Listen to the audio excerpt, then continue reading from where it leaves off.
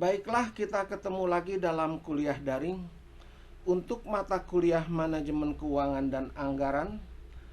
Dan dalam kuliah ketiga yang akan kita bahas adalah laporan keuangan perusahaan.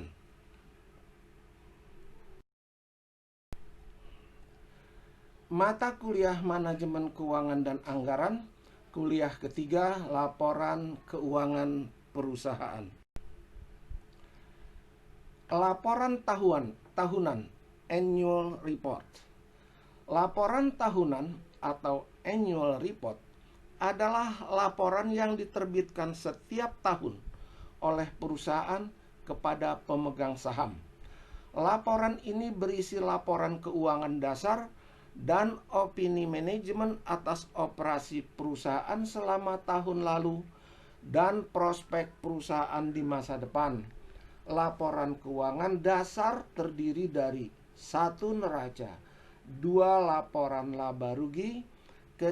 Laporan arus kas, 4. Laporan laba ditahan.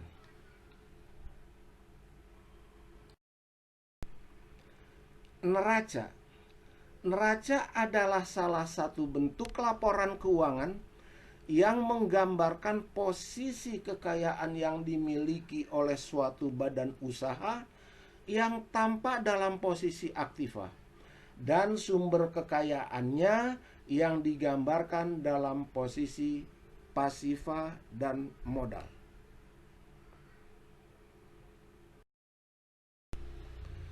Susunan aktiva dan pasiva.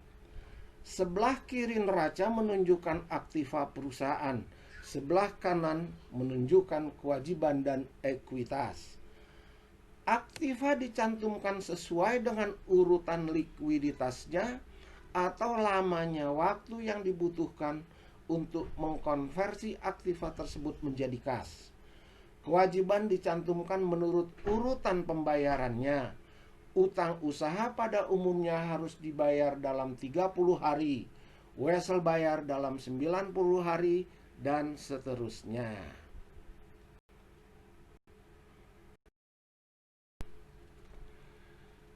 Ini contoh neraca Alit Food Products. Neraca per 31 Desember dalam jutaan dolar tahun 1997 dan 1996. Biasanya perusahaan menyusun neraca dengan perbandingan angka-angka neraca tahun sebelumnya. Seperti terlihat dalam contoh neraca ini, neraca Alit Food Product 31 Desember tahun 1997 dengan perbandingan neraca tahun sebelumnya, yaitu tahun 1996. Dari contoh neraca tersebut di atas dapat dibaca bahwa kas tahun 1997 10 dan tahun 1996 80. Piutang usaha tahun 1997 375 dan tahun 1996 315. Persediaan tahun 1997 615 dan tahun 1996 415.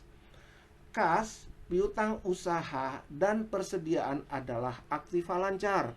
Tahun 1997 kasnya 10, piutang usahanya 375, persediaan 615, dijumlahkan menjadi 1000. Berarti aktiva lancar tahun 1997 1000. Tahun 1996 kas 80, piutang usaha 315, persediaan 415, dijumlahkan menjadi 810. Berarti aktiva lancar tahun 1996 810. Pabrik dan peralatan adalah aktiva tetap.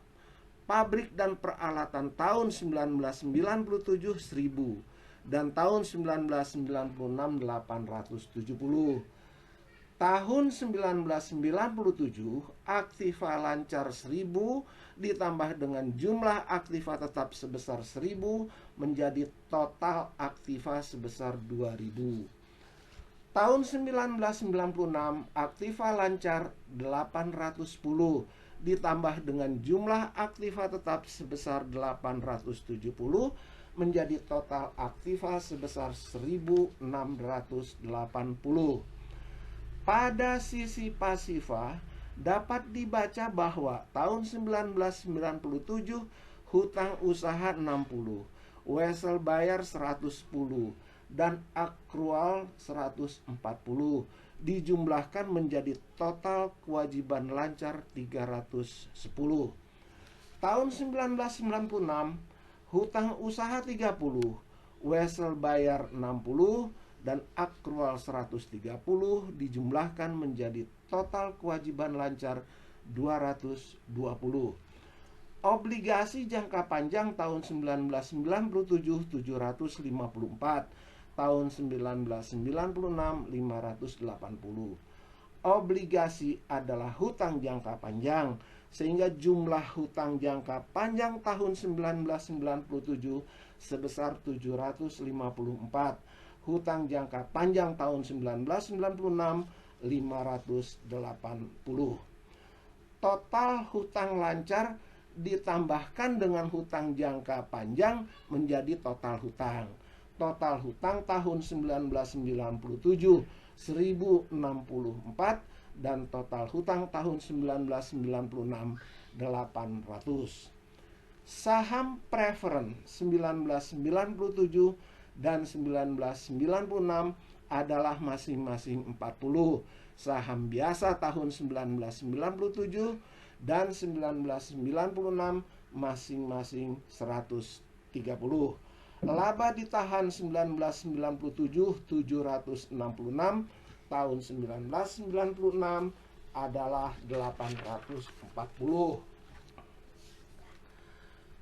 Saham biasa dan laba ditahan adalah ekuitas biasa, sehingga ekuitas biasa tahun 1997 adalah 130 tambah 766 menjadi 896, dan ekuitas biasa tahun 1996 130 ditambah dengan 710 menjadi 840.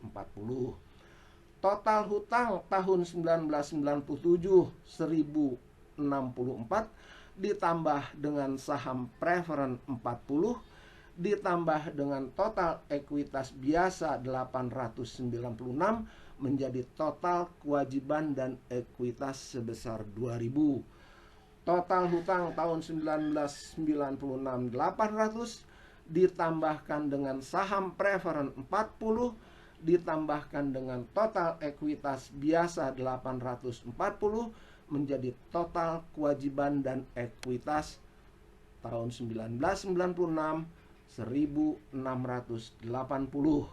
dan raca digambarkan seperti ini.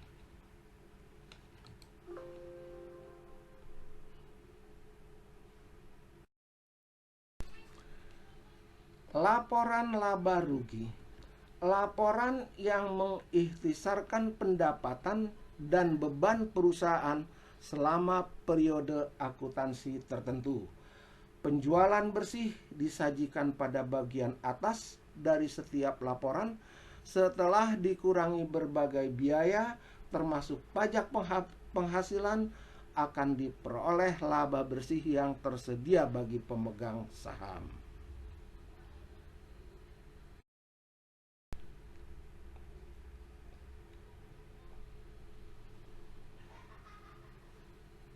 Laba bersih perusahaan dilaporkan dalam laporan laba rugi. Laporan laba dan dividen per saham diberikan pada bagian bawah laporan ini. Laba per saham atau earning per share atau EPS disebut bottom line, yang menunjukkan bahwa di antara semua akun pada laporan laba rugi, EPS earning per share adalah yang paling penting.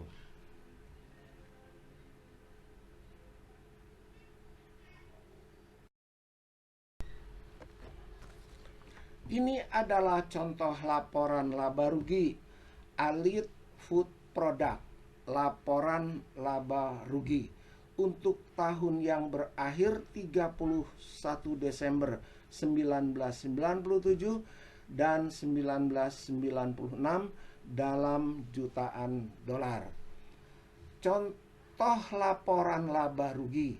Dari laporan laba rugi tahun 1997 dapat dibaca bahwa penjualan bersih selama tahun itu adalah 3.000. Harga pokok penjualan tidak termasuk penyusutan 2.616,2, penyusutan 100, sehingga total biaya operasi adalah 2.616,2 ditambah 100 menjadi 2.716,2. Penjualan dikurangi total biaya operasi menjadi laba sebelum bunga dan pajak atau EBIT, earning before interest and tax, sebesar 283,8. Selanjutnya dikurangi bunga, beban bunga 88 menjadi laba sebelum pajak atau EBT, earning before tax, 195,8, dan pajaknya 40% dari laba, yaitu 78,3, sehingga laba bersih sebelum dividen pemegang saham preferen sebesar 117,5. Saham preferennya 4, sehingga dikurangi menjadi laba bersih yang tersedia untuk pemegang saham biasa sebesar 113,5. Dividen saham biasa 57,5, sehingga dikurangi menjadi tambahan laba ditahan tahun 1997 56,0. Begitu juga untuk tahun 1996 dapat dibaca seperti yang tadi.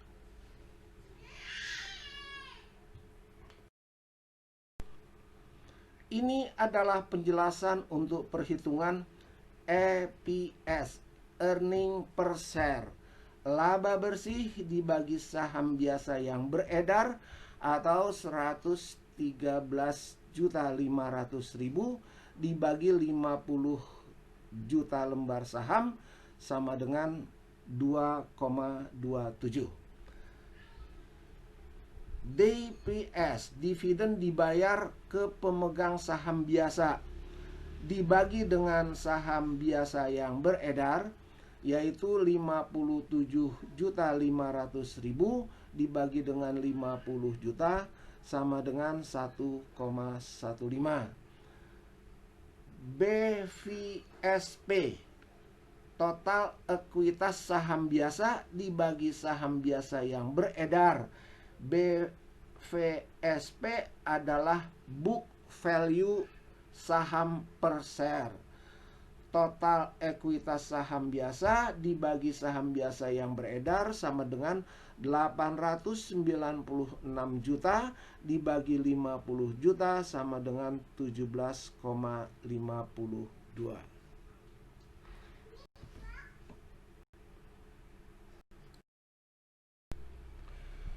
Untuk sementara laporan keuangan perusahaan kita akhiri sampai di sini. Ini adalah laporan keuangan perusahaan part 1 dan akan kita lanjutkan dengan laporan keuangan part 2 berikutnya setelah ini. Sampai di sini kami ucapkan terima kasih. Mudah-mudahan ini bermanfaat buat kita semua. Sekian dan terima kasih.